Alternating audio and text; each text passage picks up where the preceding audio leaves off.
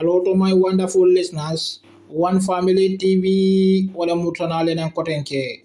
Mbadi ngolu ikafu meye ko President Adama Barrow atele moti meyalon ko adiyam ta dulata meyalon ko wala mu UN General Assembly tide meyalon ko wala keta America banko nin kande meyalon ko adiyam ta jede bire ay kuma jama fo katandi ko meyalon ko lobe sunding nin tamo la meyalon ko ikafu wala ko migrant adiyam ta ko wala de katandi ko hadamadu wala nyanto nyanta bunyala de dunia dawo dala de bara adiyamata kulla fana me yalon ko wala mu kelol men yalon ko lebe duniya nin kono ako mu kulati me yalon ko e nyanta lola de pour ka kelol nin take banya men na de me yalon ko adiyamata la de adiyamata fana katandi OIC me yalon ko atela mu la president nyaton ko ninti adiyamata wala de me yalon ko be audio nin natla na president Adama Barrow fontan kala mo yani hakilola ngana ala mo ani jusola be diamo kan UN General Assembly to dameto America banko nin kande bitilo nin nade oto mbadi ngolu anna audio nin tan na ala mo yani hakilola mbadi ngolu kana ala mo ani jusola de.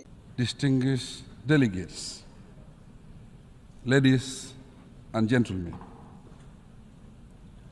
it is an honor for the Gambia to participate in the 79th session of the United Nations General Assembly and to engage in meaningful dialogue with global leaders and partners on the vision of shaping a more prosperous future for humankind. Your Excellency, Mr. President, allow me to express my heartfelt congratulations to you on your assuming the role of President for the 79th session. I similarly wish to register sincere gratitude to His Excellency Ambassador Denis Francis for his exemplary leadership and accomplishments during the 78th session. Mr. President, as we undertake to chart the future we envision, we welcome the initiative presented by Secretary General Guterres at the summit of the future under the theme Multilateral Solutions for a Better Tomorrow.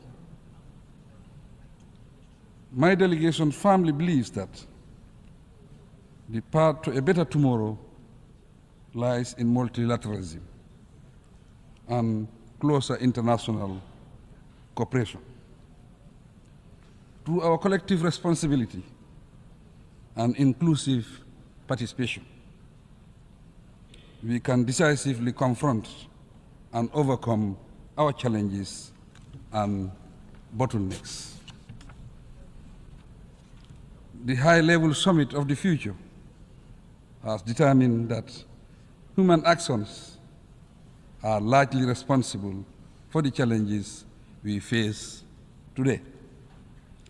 Therefore, it is within our power to ably address the disasters that continuously trouble our nations.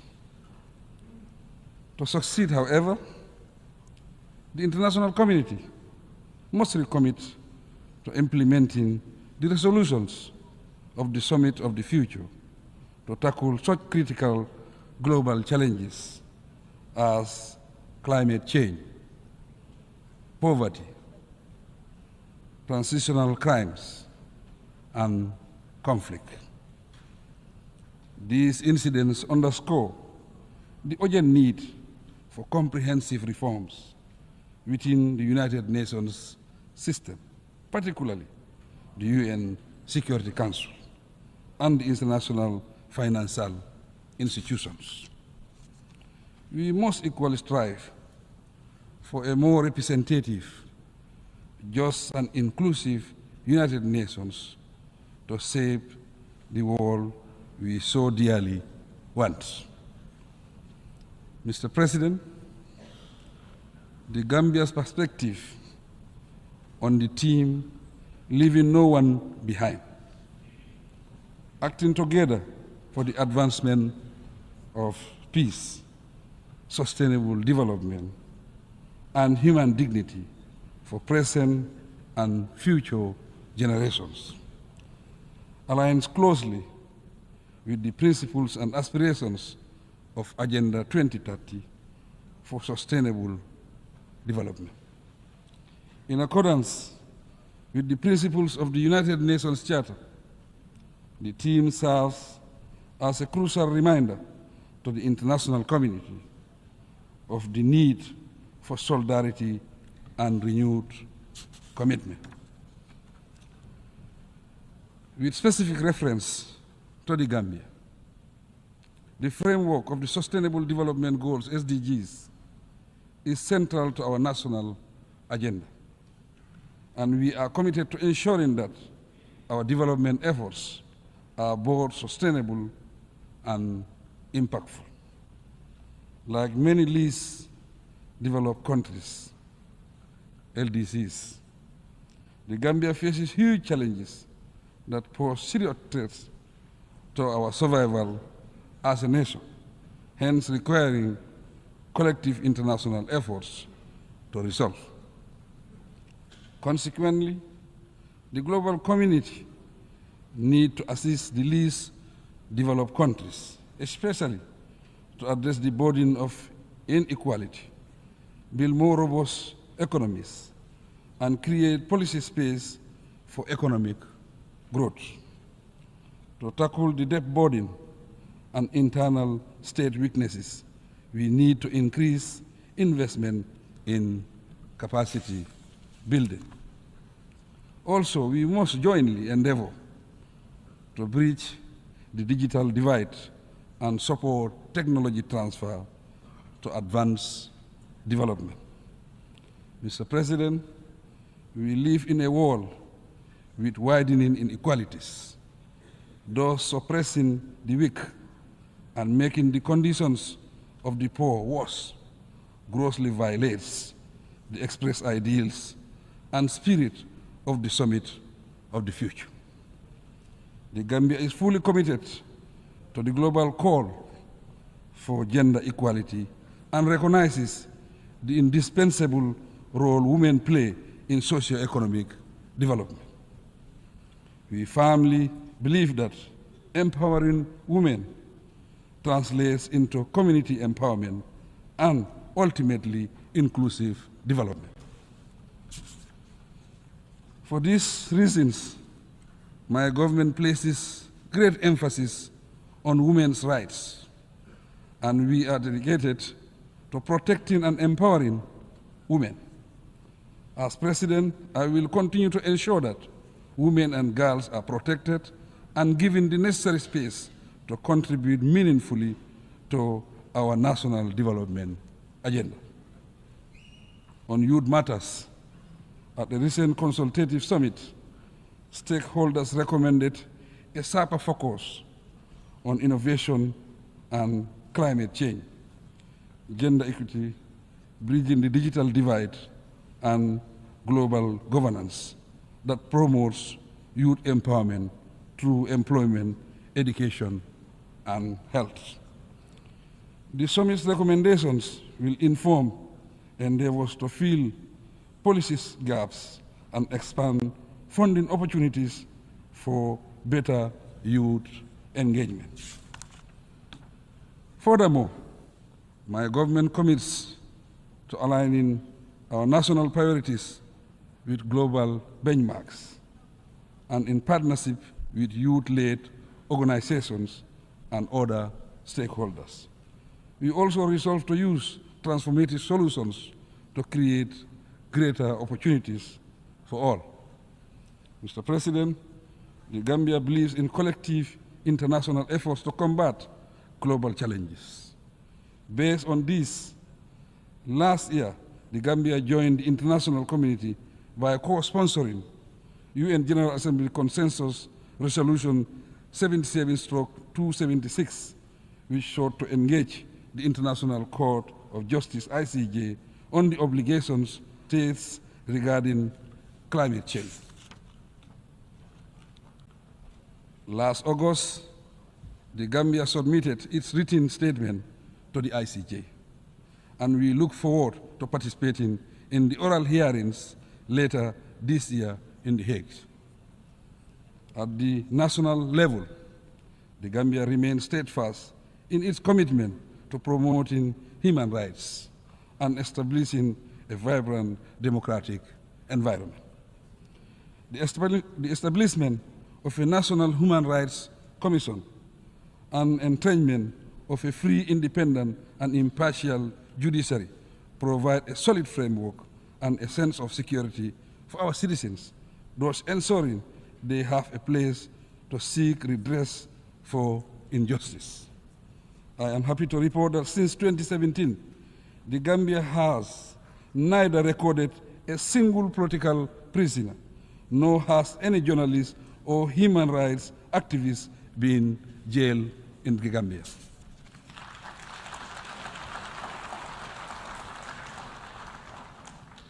Proudly too, in August 2024, the Gambia was recognized as one of Africa's leading defenders of freedom of expression and ranked third in Article 19's Global Expression Report 2024. We will continue striving to better our situation.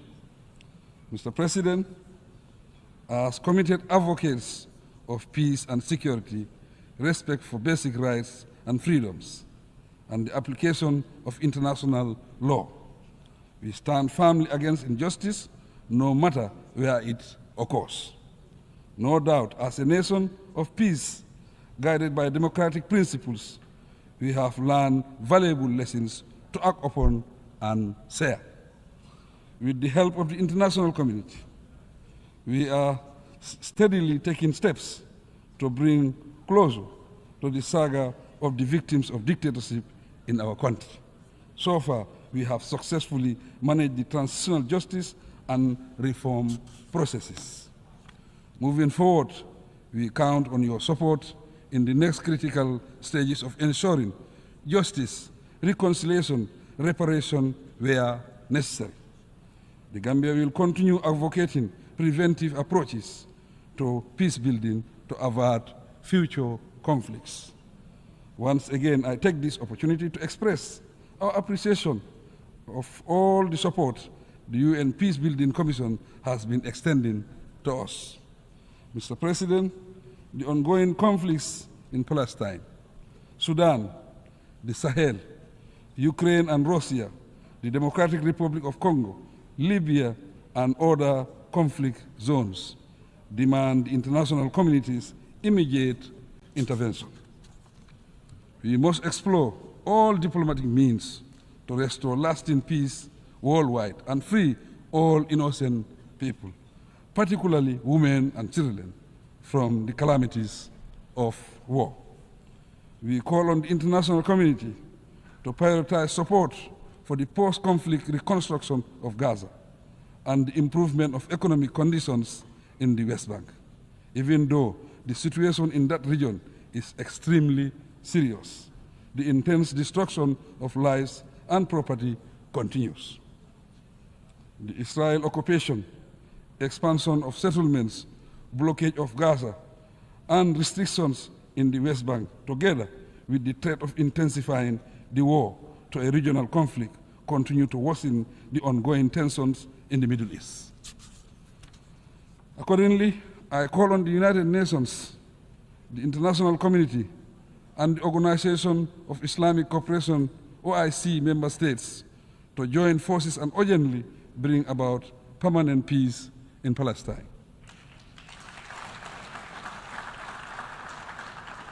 Through recognized structures, I am, as chair of the OIC, committed to stepping up efforts and exploring every possible diplomatic and peaceful channel to resolve the Middle East crisis. The OIC has been very active, and under my leadership will continue to promote and pursue peace in that region.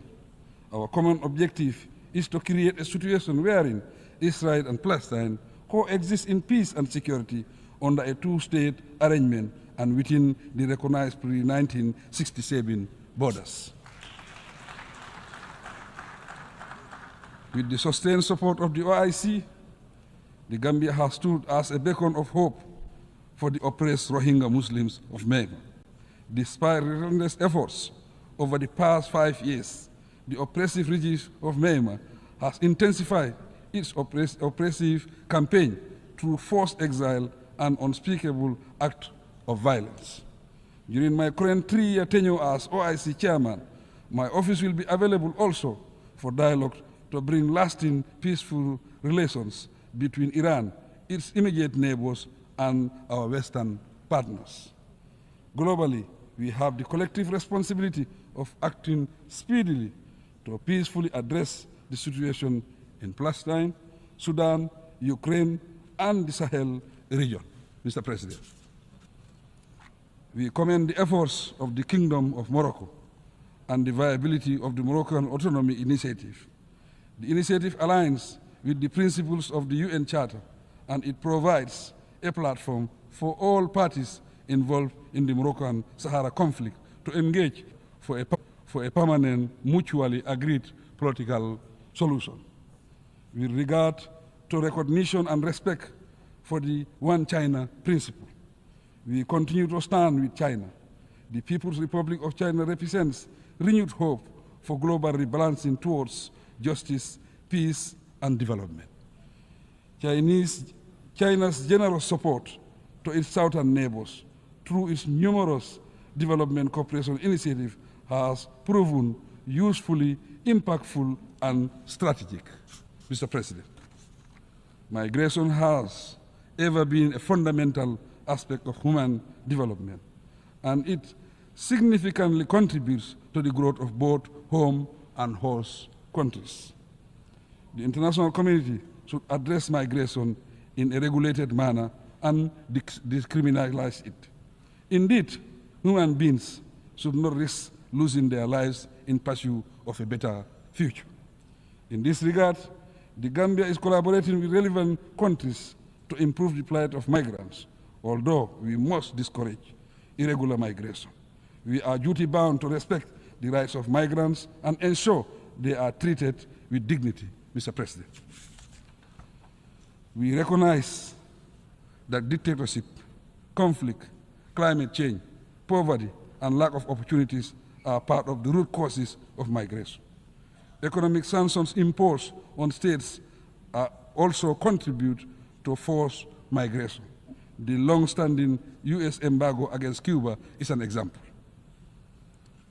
My view is that these embargoes should give way to renewed good neighborliness and cooperative relations between the two nations. The international community should address inequality and compassion and fulfill the commitment to the official development assistance pledge made by donor countries. As regards the original countries of migrants, we must uphold the ideals and principles of democracy, good governance, and wise resource management approaches, Mr. President. In conclusion, the international community must prioritize diplomacy, dialogue, and mutual understanding as we confront challenges of global concern. I also urge the private sector to collaborate with our governments in taking concrete actions towards our common goals. Simple yet impactful steps, such as supporting local initiatives, promoting inclusive policies, and engaging in global partnerships, can make a significant difference in the world order. Despite the challenges we face, there is immense potential for positive change through collective endeavors. Let us embrace a message of hope, resilience, and optimism for the future.